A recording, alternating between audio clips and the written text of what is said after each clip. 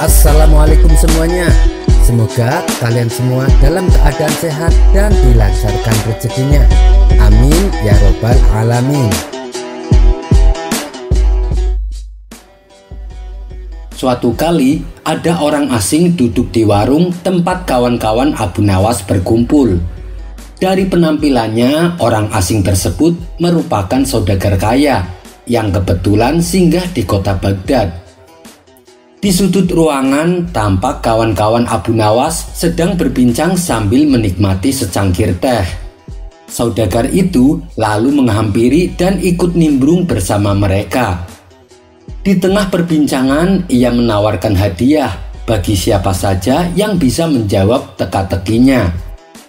"Hadiah apa yang akan Tuan berikan?" tanya kawan-kawan Abu Nawas. "Aku akan memberikan 1000 dinar bila bisa menjawab tebakanku," balas saudagar kaya. Mendengar iming-iming hadiah yang begitu banyak, mereka langsung tergiur dan antusias untuk menjawab. "Beritahu kami apa teka-tekinya," sahut kawan-kawan Abu Nawas. "Apa yang lebih berat dari gunung tapi bisa mengapung?" kata saudagar kaya memberikan teka-tekinya. "Itu pasti jawabannya awan," jawab salah satu kawan Abu Nawas. "Salah, bukan itu jawabannya," balas saudagar kaya. Setelah sekian lama berpikir, mereka tak kunjung menemukan jawaban. "Bagaimana? Apakah kalian menyerah?" tanya saudagar kaya. "Tunggu dulu, ada kawan kami yang bisa menjawab teka-tekimu. Biasanya sebentar lagi dia kemari. Namanya Abu Nawas," ujar mereka. "Baiklah, aku akan menunggunya," timpal saudagar kaya. Tidak berapa lama kemudian, akhirnya Abu Nawas datang menghampiri mereka. "Tumben kalian terlihat serius. Ada apa ini?" tanya Abu Nawas. "Kami ditantang menjawab teka-teki saudagar ini. Kalau bisa menjawab dengan benar, akan diberi hadiah 1000 dinar. Tapi kami semua tidak ada yang tahu karena teka-tekinya sangat sulit ditebak," tutur mereka. Mendengar hal itu, kemudian Abu Nawas menghampiri saudagar kaya dan berkata kepadanya. "Apakah aku boleh ikut menebak?" tanya Abu Nawas. "Silahkan, siapa saja boleh ikut," balas saudagar kaya. "Beritahu saya apa teka-tekinya," pinta Abu Nawas. "Apa yang lebih berat dari gunung tapi bisa mengapung?" tanya saudagar kaya. "Jawabannya adalah masa lalu," balas Abu Nawas. "Yah, kamu benar," timpal saudagar kaya dan memberinya hadiah 1000 dinar. Lalu ia pun pergi meninggalkan Abu Nawas dan kawan-kawannya. Sementara mereka bingung dengan jawaban Abu Nawas yang dianggapnya sebagai jawaban yang tepat. "Hei Abu Nawas, kenapa jawabannya masa lalu?" tanya mereka. Kemudian Abu Nawas menjelaskan, "Sebab masa lalu begitu berat karena membawa semua kenangan dan pengalaman. Tetapi ia senantiasa mengapung di pikiran kita," kata Abu Nawas memberitahu. Setelah mengetahui maksudnya, mereka pun memuji akan kecerdasan Abu Nawas. Kisah selanjutnya. Suatu ketika, Baginda Raja tampak termenung di atas singgasananya. Pasalnya, ia sedang dilanda masalah yang membuat dirinya tidak bisa tidur. Namun masalah yang ia hadapi hanya Baginda Raja sendiri yang tahu. Ia sengaja merahasiakannya dari orang-orang sekitar, baik kepada penasehat istana maupun kepada Abu Nawas selaku sahabatnya tempat Baginda berkeluh kesah. Ingin rasanya Baginda melupakan masalah yang menimpanya. Kalaupun ia bisa lari menghindar, tentulah ia akan melakukannya. Tapi kenyataannya, permasalahan yang ia hadapi terasa seperti mengikutinya kemanapun Baginda Raja pergi. Sejak saat itu, Baginda Raja sering terlihat melamun seorang diri. Kemudian penasehat istana mendekati Baginda Raja. "Maaf Paduka yang mulia, saya perhatikan belakangan ini Paduka terlihat murung. Saya khawatir Paduka nanti akan jatuh sakit. Apakah ada sesuatu yang Paduka pikirkan? Tanya penasehat istana. Tidak ada apa-apa, saya baik-baik saja. Kamu urusi saja pekerjaanmu, balas Baginda Raja dengan memalingkan wajahnya. Sang penasehat istana pun hanya terdiam. Ia merasakan gelagat bahwa Baginda Raja sedang dilanda masalah besar. Tapi karena Baginda Raja tidak mau berterus terang, sang penasehat istana tidak berani membujuknya untuk menceritakan masalah yang sedang dihadapi. Semakin hari, sikap Baginda semakin tertutup. Bahkan kini ia enggan menerima tamu. Hal ini membuat para pejabat istana menjadi sangat khawatir. Apa yang harus kita lakukan? Semakin hari Baginda Raja terlihat mengkhawatirkan. Ini sangat buruk untuk kondisinya. Jangan sampai Baginda Raja jatuh sakit, kata salah satu menteri. Saya juga cemas melihat sikap Baginda belakangan ini. Saya sudah coba membujuknya supaya Baginda mau menceritakan masalah yang dialami. Tapi ia malah memalingkan wajahnya. Baginda memilih untuk menutup diri, timpal penasehat istana. Saya ada saran, bagaimana kalau masalah ini kita sampaikan kepada Abu Nawas? Biasanya dia tahu solusinya, ujar salah satu dari menteri. Iya, saya setuju dengan saran tersebut, balas lainnya. Maka beberapa menteri istana segera mendatangi rumah Abu Nawas. Melihat yang datang adalah para menteri, Abu Nawas sempat terkejut. Biasanya yang diutus Baginda adalah prajurit istana. Kenapa kalian yang datang? Tanya Abu Nawas. Kami kesini bukan diutus Baginda Raja Abu Nawas, tapi atas kemauan kami sendiri, jawab para menteri. Kemudian para menteri ini memberitahu Abu Nawas tentang keadaan yang menimpa Baginda Raja. Kami semua sudah berusaha memberi perhatian, tapi Baginda Raja selalu menutup diri, kata salah satu menteri. Baiklah, aku akan coba menghiburnya. Mari kita ke istana sekarang, ajak Abu Nawas. Singkat cerita, Abu Nawas pun menghadap Baginda Raja. Abu Nawas lalu bercerita kisah-kisah jenaka di hadapan Baginda Raja, berharap Baginda bisa terhibur dan tertawa. Tapi ternyata tak ada reaksi apapun. Baginda Raja hanya terdiam.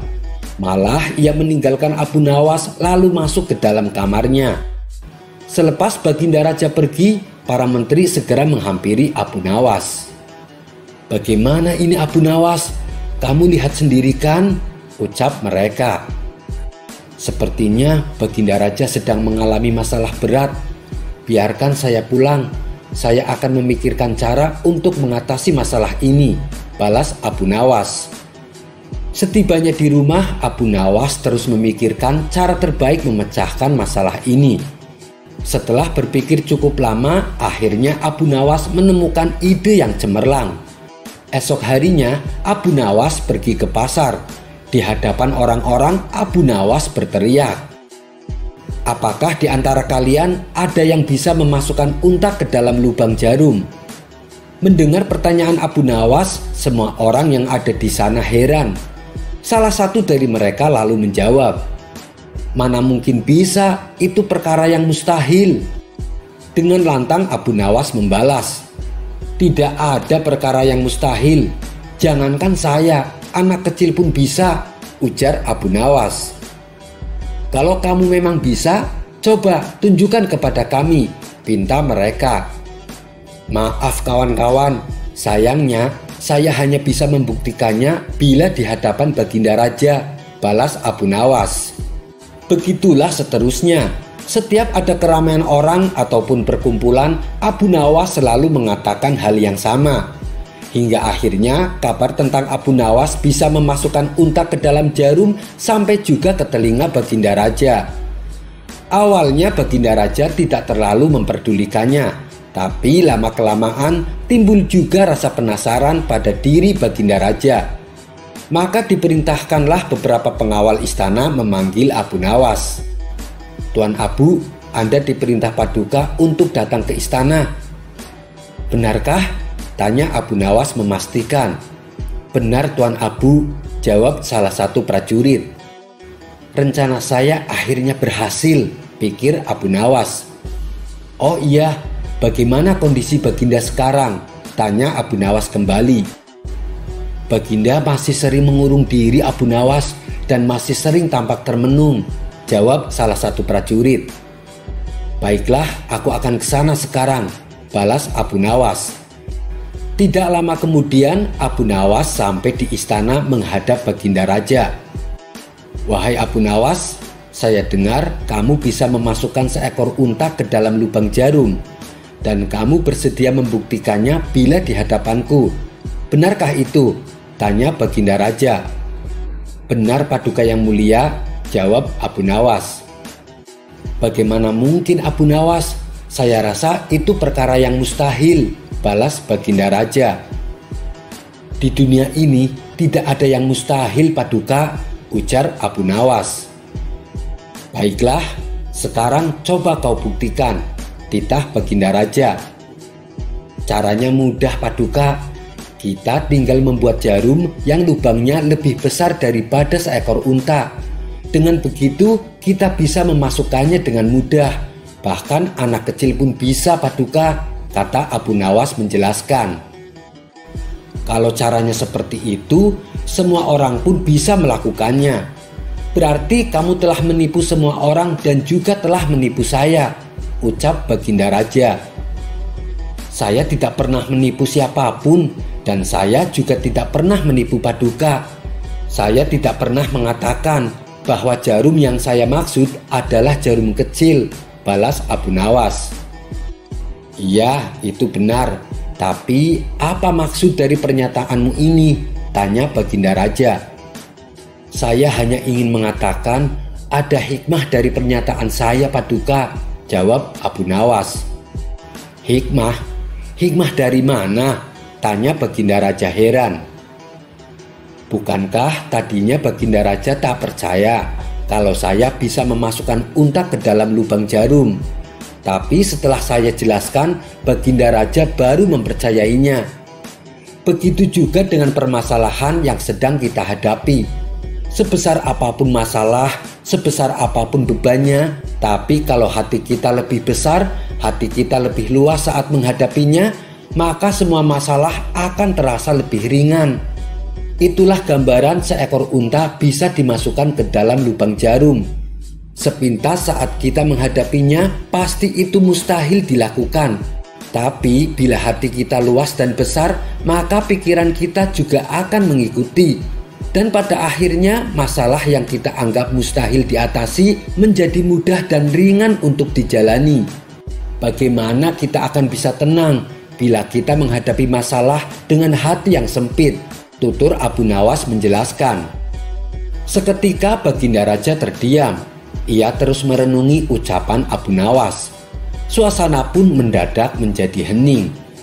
Tidak berapa lama Baginda Raja pun berkata, "Terima kasih Abu Nawas, kamu telah menyadarkanku.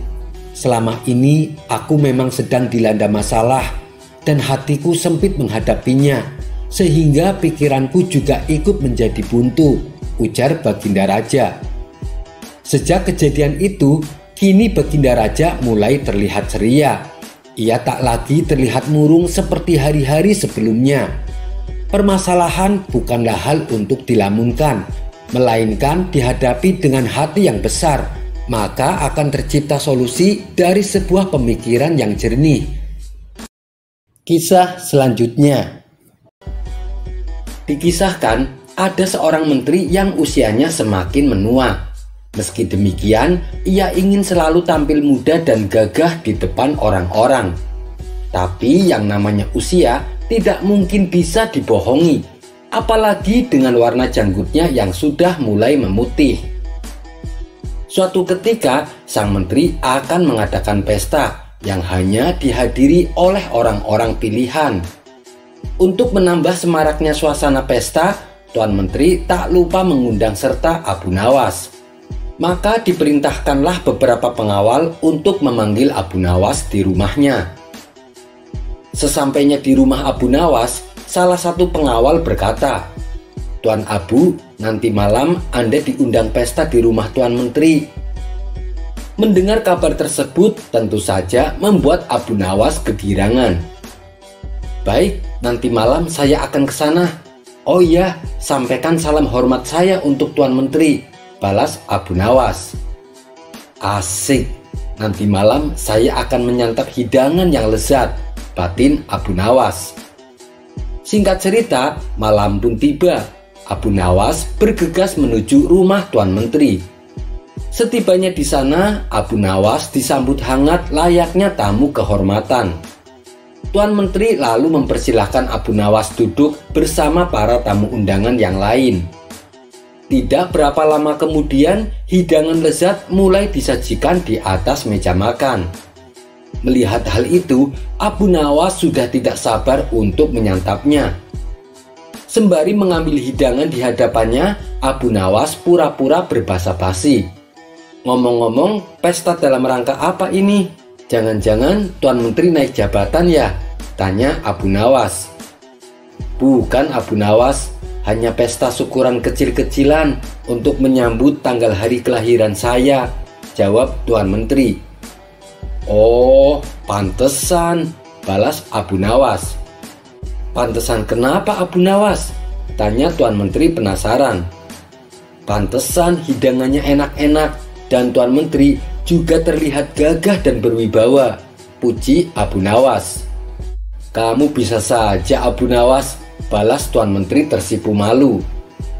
Saat tengah asik menyantap hidangan, tiba-tiba salah satu tamunya berkata, "Maaf Tuan Menteri, janggut Tuan Menteri mulai beruban. Mungkin akan lebih indah bila Tuan Menteri mengecat janggutnya menjadi hitam." Mendengar itu, Tuan Menteri yang tadinya berseri-seri mendadak berubah menjadi emosi. "Kurang ajar kamu. Kau pikir aku sudah tua bangka? Kamu menghina saya," bentak Tuan Menteri. "Ampun Tuan Menteri, saya sama sekali tidak bermaksud demikian," jawab tamu tersebut ketakutan. "Pengawal, tangkap orang ini dan masukkan ke dalam penjara selama 3 hari, perintah Tuan Menteri kepada para pengawalnya. Dengan sigap para pengawalnya langsung menyeret tamu tersebut untuk dimasukkan ke dalam penjara. Ternyata kemarahan Tuan Menteri tidak berhenti sampai di situ. Ia lantas bertanya kepada tamu undangan yang lain. "Apakah kamu lihat ada uban di janggutku?" tanya Tuan Menteri. Karena takut dihukum, tamu yang ditanya kali ini menjawab dengan berkata bohong. "Hampir tidak ada Tuan Menteri," jawabnya. "Apa maksudmu dengan hampir? Pengawal, seret orang ini ke dalam penjara," teriak Tuan Menteri. Tamu kedua pun dibawa oleh pengawal untuk dimasukkan ke dalam penjara. Atas kejadian ini, suasana pesta yang tadinya meriah kini berubah jadi menegangkan. Untuk ketiga kalinya, Tuan Menteri mengajukan pertanyaan yang sama kepada tamu selanjutnya. "Apa kau lihat ada uban di janggutku?" tanya Tuan Menteri. Karena takut dihukum seperti kedua tamu sebelumnya, tamu kali ini menjawab dengan berkata bohong. "Sama sekali tidak ada Tuan, bahkan janggut Tuan terlihat hitam dan indah," jawab tamu yang ketiga. "Kamu pembohong," bentak Tuan Menteri. "Pengawal, berikan ia 10 cambukan di punggungnya dan kemudian penjarakan dia selama sebulan," perintah Tuan Menteri. Akhirnya Tuan Menteri menoleh ke arah Abu Nawas. Tapi Abu Nawas terlihat asik menyantap makanan, seolah sedang tidak terjadi apa-apa. "Apa kau melihat uban di janggutku?"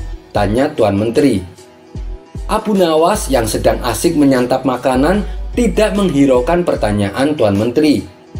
"Hei Abu Nawas, aku bertanya kepadamu," bentak Tuan Menteri.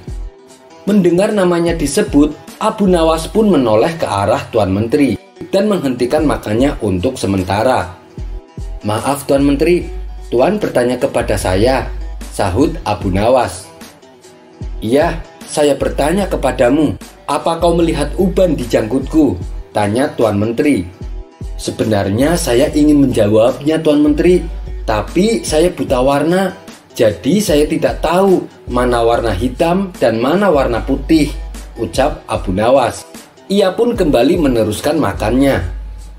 Jawaban Abu Nawas yang singkat tapi menggelikan membuat Tuan Menteri tertawa terpingkal-pingkal. Wajahnya yang tadi penuh emosi seketika redam dan kembali tenang. Untuk mencairkan suasana, setelah Abu Nawas selesai makan, ia menceritakan beberapa kisah lucu yang membuat seisi ruangan penuh gelak tawa. Kisah selanjutnya. Dikisahkan, di kampung Abu Nawas ada seorang pemuda yang suka iseng dan berbuat usil. Hampir semua orang pernah merasakan apes dikerjai oleh si pemuda. Dan yang membuat warga kesal, si pemuda sama sekali tidak punya sopan santun. Jangankan kepada yang lebih muda, kepada yang lebih tua saja ia berani berbuat usil. Si pemuda tidak peduli, baginya yang penting membuat dirinya puas dan tertawa. Suatu kali si pemuda merasakan suntuk.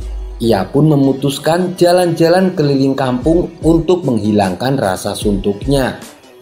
Saat ia sedang asik menikmati suasana perkampungan, dari kejauhan ia melihat sosok orang tua sedang berjalan dengan menggunakan tongkat di tangannya. Orang tua tersebut tidak lain dan tidak bukan adalah Abu Nawas. Maka terbesitlah di benak si pemuda untuk mengerjai Abu Nawas. Ia pun mengikuti kemana Abu Nawas pergi. Dan ternyata Abu Nawas berhenti di sebuah warung tempat ia biasa nongkrong. Abu Nawas lalu duduk membaur bersama kawan-kawannya. Si pemuda segera saja menghampiri Abu Nawas. Saya perhatikan kakek berjalan lambat, padahal kakek kan menggunakan tongkat, tanya si pemuda. Melihat kedatangan si pemuda yang tiba-tiba dan bertanya tanpa permisi sempat membuat Abu Nawas terkejut. Saya ini kan sudah tua, jadi wajar kalau jalannya lambat. Beda dengan kamu yang masih muda, jawab Abu Nawas. Iya benar kek, kakek sudah terlihat sangat tua. Kira-kira kapan kakek mati? Tanya si pemuda. Abu Nawas tersentak dengan pertanyaan tersebut. Begitu juga dengan orang-orang di sampingnya. Maaf anak muda, bisa kamu jelaskan apa maksud pertanyaanmu tadi? Pinta Abu Nawas dengan serius. Begini kek, kalau kakek mati, saya mau titip surat buat ayah saya. Ayah saya telah mati beberapa tahun yang lalu, ujar si pemuda dengan tertawa. Abu Nawas tentu saja menjadi kesal dengan ucapan si pemuda. Tapi Abu Nawas tahu, kalau sampai ia menunjukkan kekesalannya, justru akan membuat si pemuda tertawa puas karena berhasil mengerjai dirinya. Abu Nawas tetap akan menjawab permintaan tersebut, namun dengan kalimat yang penuh makna. Sebelumnya, saya ucapkan terima kasih atas kepercayaanmu, tapi saya mohon maaf, dengan sangat terpaksa saya tidak bisa memenuhi permintaanmu wahai anak muda, kata Abu Nawas. Kenapa kek? Apakah kakek keberatan? Suratnya nanti saya selipkan di kain kafanmu, ucap si pemuda mencoba meledeknya kembali. Bukan masalah itu, sebab kalau saya nanti mati, saya tidak tahu arah jalan menuju neraka jahanam. Tapi jangan khawatir anak muda, saya punya solusinya. Lebih baik kau pergi saja ke negara Mesir. Nanti surat yang akan kau berikan kepada ayahmu, kamu bisa titipkan sama Fir'aun. Dia pasti tahu alamatnya, balas Abu Nawas. Spontan saja ucapan Abu Nawas ini mengundang gelak tawa orang-orang di sana. Mereka tak henti-hentinya tertawa terpingkal-pingkal. Sementara si pemuda mukanya mendadak berubah pucat karena menahan malu. Ia pun langsung ngeloyor pergi meninggalkan Abu Nawas. Kisah selanjutnya. Dikisahkan, kehidupan rumah tangga Abu Nawas terbilang cukup sederhana. Padahal bila saja Abu Nawas mau hidup kaya, ia bisa saja mewujudkannya. sebab hubungan Abu Nawas dengan Baginda Raja terbilang cukup erat. Berulang kali Baginda Raja menawarkan jabatan di istana dengan gaji yang cukup lumayan besar. Tapi Abu Nawas selalu menolaknya. Ia lebih memilih jadi warga masyarakat biasa dengan kehidupan yang sederhana. Saking sederhananya Abu Nawas, tak ada barang berharga ataupun barang mewah yang terdapat di dalam rumahnya. Meski demikian, Abu Nawas selalu mensyukuri dengan apa yang dimilikinya. Dan kehidupan sederhananya ini ia terapkan kepada istri dan anak-anaknya. Abu Nawas juga selalu mendidik keluarganya dengan ajaran agama. Wajar bila keluarga Abu Nawas terkenal di masyarakat sebagai keluarga yang religius. Dalam keseharian di dalam rumah saja, Abu Nawas menerapkan kebiasaan yang baik dan tentunya sesuai dengan tuntunan agama. Kebiasaan tersebut adalah manakala Abu Nawas akan masuk rumah, ia selalu mengucapkan salam. Dan setelah masuk ke dalam rumah, ia pun tak lupa mengucapkan Alhamdulillah. Begitu juga dengan sang istri maupun anak-anaknya. Mereka senantiasa dididik oleh Abu Nawas supaya menerapkan apa yang dilakukan seperti dirinya. Suatu hari, saat Abu Nawas baru pulang dari hutan mencari kayu bakar, ia mengetuk pintu rumahnya dan mengucapkan salam. Namun, sudah berulang kali mengucap salam, tak ada jawaban sama sekali dari dalam rumahnya. Kejadian yang janggal ini membuat Abu Nawas khawatir, apalagi rumah dalam keadaan sepi dan gelap gulita. Maka dengan perasaan was-was, Abu Nawas masuk ke dalam rumah untuk mencari keberadaan istrinya. Betapa kagetnya Abu Nawas, ia mendapati sang istri sedang duduk termenung di pojok ruangan. Alhamdulillah, ternyata istriku baik-baik saja, batin Abu Nawas. Tapi yang membuat Abu Nawas heran, kenapa sang istri tidak membalas salamnya. Wahai istriku, kenapa kau tidak menjawab salamku? Tanya Abu Nawas. Sang istri hanya terdiam, tatapan matanya kosong, seperti sedang memendam kegundahan. Melihat perubahan sikap istrinya, membuat Abu Nawas cemas. Ada apa denganmu, wahai istriku? Mengapa tiba-tiba kamu seperti ini? Tanya Abu Nawas khawatir. Sang istri lantas menoleh ke arah Abu Nawas dengan tatapan mata berkaca-kaca. Wahai suamiku, orang-orang yang dekat dengan Baginda Raja semuanya hidup enak, kebutuhannya selalu terpenuhi. Sedangkan kita, sampai kapan kita akan terus begini? Sekiranya engkau mau menemui Baginda Raja dan meminta jabatan di istana, pasti Baginda Raja akan dengan senang hati memberimu jabatan sebagai hakim, dan engkau akan menerima gaji yang besar. Dengan begitu kehidupan kita akan tercukupi. Apapun kebutuhan yang kita inginkan pasti akan terwujud, tutur sang istri. Perkataan istrinya itu membuat Abu Nawas kaget. Kenapa kau bicara seperti itu? Tidak takutkah engkau dengan hari perhitungan di akhirat kelak? Bila kita hidup dalam kemewahan, hal itu justru akan menjadi beban kita. Saat ditanya, dari mana kita mendapatkan dan dikemanakan harta kita yang banyak itu? Ujar Abu Nawas. Tapi raut kesedihan masih terlihat jelas di wajahnya. Abu Nawas pun kemudian berdoa, Ya Allah, siapa yang hendak merusak rumah tanggaku melalui istriku, maka butakanlah matanya. Beberapa hari kemudian, saat Abu Nawas sedang berzikir, datanglah seorang tamu wanita asing ke rumahnya. Abu Nawas selalu mempersilahkan duduk di ruangan tempat ia biasa menerima tamunya. Ada perlu apa, Bu? Tanya Abu Nawas. Mata saya tiba-tiba buta, Tuan. Padahal selama ini saya tidak pernah merasakan keluhan sakit pada mata saya, jawab wanita itu. Keluhan wanita tersebut mengingatkan Abu Nawas akan doanya tempo hari. Apakah Anda sering menemui istri saya? Tanya Abu Nawas. Iya, Tuan Abu. Saat Anda tidak di rumah, saya sering menemui istri Tuan untuk mengajaknya ngobrol, jawab wanita tersebut. Doakanlah saya, Tuan, agar mata saya sembuh dari kebutaan, pinta si wanita. Saya akan mendoakan untuk kesembuhan matamu, tapi setelah itu saya minta kepadamu untuk tidak lagi mencampuri urusan rumah tanggaku. "Jangan kau hasut istriku supaya hidup dalam kemewahan," tukas Abu Nawas. Si wanita sontak kaget mendengarnya. Ia tak menyangka Abu Nawas bisa tahu. "Maafkan saya, Tuan. Memang beberapa hari ini saya sering membujuk istri Tuan agar dia meminta kepada Tuan bersedia menjadi hakim istana," balas wanita tersebut. "Perbuatanmu saya maafkan, tapi jangan kau ulangi lagi," kata Abu Nawas menasehati. Kemudian Abu Nawas mendoakan si wanita agar disembuhkan dari penyakit kebutaan.